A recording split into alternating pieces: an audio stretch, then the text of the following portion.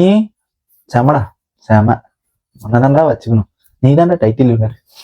என்னடா எனக்கு மாயாவை சொல்ற இன்னைக்கு மணி சொல்றேன்னு பாக்குறீங்களா? அப்படிதான் தலைவன் பண்றாப்புல. ஐயோ தரமான வேலையெல்லாம் பண்றாப்புல. எதுக்கு? ஓ காதலுக்குன்னு நினைக்கிறேன். டைட்டில் வினர் அடிக்கணும்னு நினைக்கிறியா?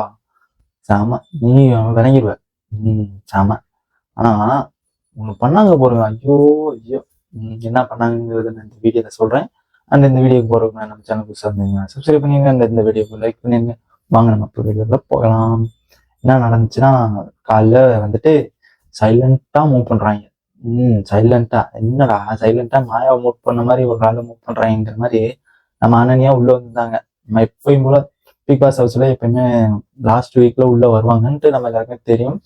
அது மாதிரி நம்ம அனன்யா உள்ள வந்திருந்தாங்க. அனன்யா வந்தோன்னா அது செம ஒரு ஒன்னெல்லாம் இருந்துச்சு. அந்த இதே என்னன்னா ஒரு தூங்கிட்டு இருப்பாங்க. தூங்கிட்டு இருக்க வாக்குல அனுப்பிச்சு விடவும் அவங்களுக்கே ஒரு ஆச்சரியமே இருக்கும். முதல் தினம் மாயா அந்த நம்ம அர்ச்சனா போய் தூங்கி போவாங்க.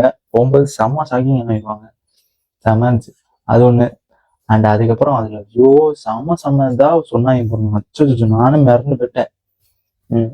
அனன்யா எல்லாமே எல்லாத்துக்குமே க்ளோஸா நல்லா பேசிட்டு இருந்தாங்க. ஏன்னா வெளியில போனா யார் யாரு எப்படின்னு தெரிஞ்சிருக்கும்.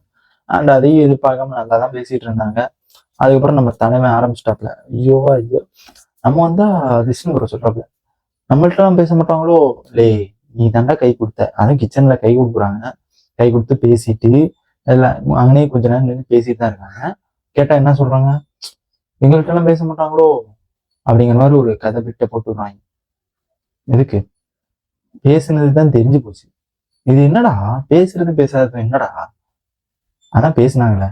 சரி இதுல பேசுறதுன்னா இப்படி உட்காந்து உன் கூட உட்காந்து பூர்ணிமா மாதிரி பேசிட்டு இருக்கோமா? இல்ல கேட்கிறேன் பூர்ணிமா மாதிரி உட்காந்து பேசிட்டு இருக்கோமாங்கிற. அப்புறம் நம்ம மணிபுரம் சொல்றாரு, எது எது எங்கெங்க போகணுமோ அங்கங்க போகணும்னு நம்ம மணிபுரம் சொல்றாப்புல. சொல்லு நீ சொல்லுவடா. நீ சொல்லுவ எதுக்கு? எதுக்குங்க நீ பயங்கரமா சொல்லுவ.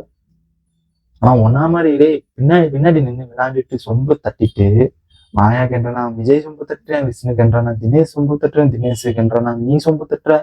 எதுக்குடா? இல்ல எதுக்குங்க?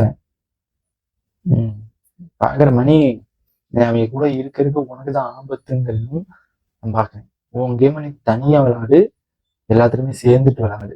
அதுதான் என்னோடது.